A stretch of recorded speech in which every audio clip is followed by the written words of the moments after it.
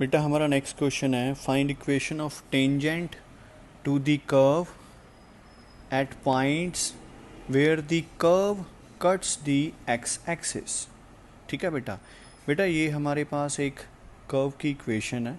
ठीक है, कर्व जिस पॉइंट पे एक्स एक्सिस को कट करती है उस पॉइंट पे मैंने इक्वेशन ऑफ टेंजेंट निकालनी है। ठीक है, तो सबसे पहले मेरे को ये पता करना पड़ेगा कि जो ये गिवन कर्व है वो बेटा एक्स एक्सिस को किस पॉइंट पे कट करती है। ठीक है बेटा, अभी देखो मान लो जैसे हम डायग्राम बनाते हैं, डायग्राम सिर्फ बेटा आइडिया लेने के लिए हम बना रहे हैं। ठीक है, जैसे मान लो ये मेरा एक्स एक्सिस है, ठीक है, ये मेरा वाई एक्सिस है। मान लो ये मेरे पास कर्व की इक्वेशन है। ठीक है, मान लो ये मेरे पास कर्व की कर्व का स्केच है। ठीक है, ये वो पॉइंट है यहाँ पे जो कर्व है वो एक्स एक्सिस को कट करती है। ठीक है, मैंने इस पॉइंट पे इस कर्व के ऊपर जो टेंजेंट है, ठीक है, मैंने उस टेंजेंट का इक्वेशन निकालना है। ये क्वेश्चन की डिमांड है। ठीक है, अभी देखो बेटा, अगर जो कर्व है वो एक्स एक्सिस को इस पॉइंट पे कट करती है, अभी ये वाला जो पॉइंट है वो एक्स एक्सिस के ऊपर है और कर्व के ऊपर भी है। हम देखो बेटा ऐसा है कि अगर ये वाला पॉइंट एक्स एक्सिस के ऊपर रहेगा तो बेटा जो इसका वाई कोऑर्डिनेट होएगा पॉइंट का वो क्या आएगा, वो ज़ीरो रहेगा। ठीक है, ओके, तो जो एक्स कोऑर्डिनेट होगा उसकी कोई ना कोई बेटा वैल्यू होएगी, लेकिन जो वाई कोऑर्डिनेट रहेगा वो बेटा ज़ीरो रहेगा। क्यों? क्योंकि जो पॉइंट है वो एक्स एक्सिस के ऊपर है। मैं मान लेता हूँ कि ये वाला जो पॉइंट है इसके जो कोऑर्डिनेट्स हैं वो मेरे पास हैं a, 0। ए मेरे को मालूम नहीं है, ए एक्स कोऑर्डिनेट है, उसकी कोई ना कोई वैल्यू होएगी, वो मेरे को मालूम नहीं है। हाँ, जो इसका वाई कोऑर्डिनेट है उसकी वैल्यू मेरे को कन्फर्म्ड है 0। ठीक है, अभी देखो अभी ऐसा है कि ये वाला जो पॉइंट है वो कर्व के ऊपर है, तो कर्व की इक्वेशन को क्या करेगा, सेटिस्फाई करेगा। तो अभी ये पॉइंट जो कर्व की इक्वेशन है उसके ऊपर हमने सेटिस्फाई कराना है इसके कोऑर्डिनेट्स को। तो सबसे पहले हम ये पॉइंट का नाम हम रख लेते हैं ए। तो हम लिखते हैं यहाँ पे let capital A, coordinates consider करते हैं a, 0 be the point on x axis where curve cuts the x axis। बेटा ए वो पॉइंट है यहाँ पे जो कर्व है वो x एक्सिस को कट करती है। ठीक है, अभी ये पॉइंट x एक्सिस के ऊपर भी आता है और ये वाला पॉइंट कर्व के ऊपर भी आता है। तो ये बेटा ये वाला पॉइंट हमने लिखना है, since point A having coordinate small a, 0 lies on given curve, therefore it satisfy its equation। बेटा देखो, अगर कोई पॉइंट किसी कर्व के ऊपर लाई कर रहा है तो जो उस पॉइंट के कोऑर्डिनेट्स रहेंगे वो बेटा जो गिवन कर्व की इक्वेशन होएगी उसको सेटिस्फाई करेंगे। बेटा सेटिस्फाई का मीनिंग है कि मैंने क्या करना है कि जो मेरे पास जो कर्व की इक्वेशन है ना, मैंने वहाँ पे x की जगह पे a सब्स्टिट्यूट करना है और y की जगह पे मैंने बेटा 0 सब्स्टिट्यूट करना है। सब्स्टिट्यूट करने के बाद लेफ़्ट हैंड साइड और राइट हैंड साइड दोनों आपस में इक्वल रहेंगे। सेटिस्फाई का ये मीनिंग होता है। तो अभी ये वैल्यू यहाँ पे जो गिवन आपके पास इक्वेशन है कर्व की, उसमें आप सब्स्टिट्यूट करो, y की वैल्यू 0 और x की वैल्यू a, तो ये बन जाएगा 0 equals to a³ -1 into a-2। अभी देखो बेटा इन दोनों का जो प्रोडक्ट है वो 0 के इक्वल है।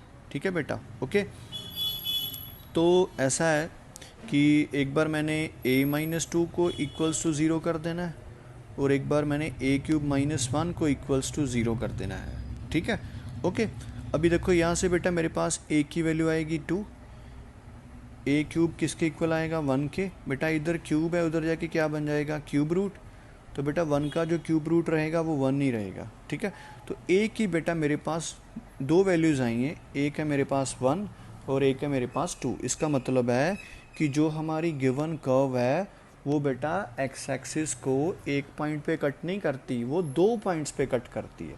और मैंने उन दोनों पॉइंट्स के ऊपर जो टेंजेंट रहेगी उन दोनों टेंजेंट्स की मैंने इक्वेशन निकालनी है। तो पॉइंट्स अभी 2 हैं, देयरफॉर पॉइंट्स आर, पहला आएगा बेटा 2,0 और दूसरा पॉइंट है मेरे पास 1,0, क्योंकि जो y कोऑर्डिनेट है वो तो बेटा 0 ही रहेगा ना, ठीक है ना, क्योंकि पॉइंट जो है वो x एक्सिस के ऊपर है। x कोऑर्डिनेट्स की वैल्यू मेरे पास आएंगी।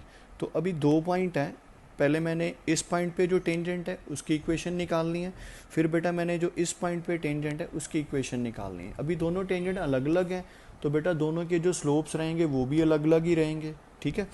तो पहले जो इस पॉइंट पे टेंजेंट है उसका पहले हम स्लोप की बात करते हैं। मैं मान लेता हूँ कि उसका जो स्लोप मेरे पास है वो m1 है।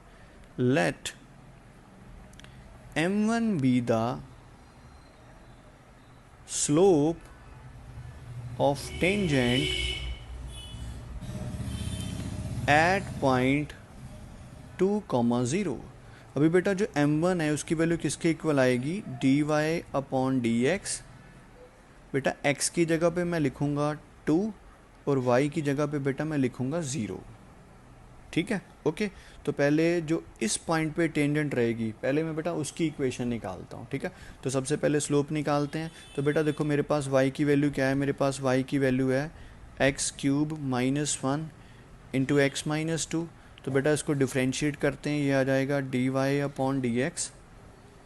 बेटा डिफ्रेंशिएट क्यों कर रहे हैं, क्योंकि मेरे को m1 की वैल्यू चाहिए। m1 क्या है बेटा, टेंजेंट का स्लोप जो इस पॉइंट पे टेंजेंट है, ठीक है। अभी यहाँ पे बेटा u इंटू वी का फॉर्मूला यूज़ होएगा, u as it is differentiation of this, so x की 1 आ जाएगी, 2 की 0 आएगी, plus x minus 2 as it is. अभी इसकी डिफ्रेंशिएशन x³ की आएगी बेटा 3x² और 1 की 0 आ जाएगी। ये बेटा मेरे पास आ जाएगा x³ -1 प्लस 3x³ -6x², ठीक है। अभी मैंने m1 इसको m1 के अंदर यूज़ करो, देयरफॉर बेटा m1 की वैल्यू क्या आएगी, यहाँ पे बेटा x है वहाँ पे मैंने 2 सब्सिट्यूट करना है, और यहाँ पे y है मैंने वहाँ पे 0 सब्सिट्यूट करना है। लेकिन देखो इस एक्सप्रेशन के अंदर देखो कहीं पे बेटा y प्रेजेंट ही नहीं है, तो सिर्फ x की वैल्यू यूज़ होएगी यहाँ पे। तो ये आ जाएगा 2³ -1 प्लस 3 इंटू 2³ -6 इंटू 2² तो ये बेटा आ जाएगा 2³ 8 -1 प्लस 2³ 8 इंटू 3 बेटा 24, 2 का स्क्वायर 4, 6 4 का 24, तो ये कैंसिल हो जाएंगे। मेरे पास m1 की वैल्यू क्या आएगी, वो आ जाएगी बेटा 7 आ जाएगी, ठीक है, ओके बेटा। तो जो इस पॉइंट पे टेंजेंट है उसका स्लोप मेरे पास आ जाएगा 7। तो अभी पहले जो इस पॉइंट पे टेंजेंट है उसका इक्वेशन निकालते हैं। तो देयरफॉर इक्वेशन ऑफ टेंजेंट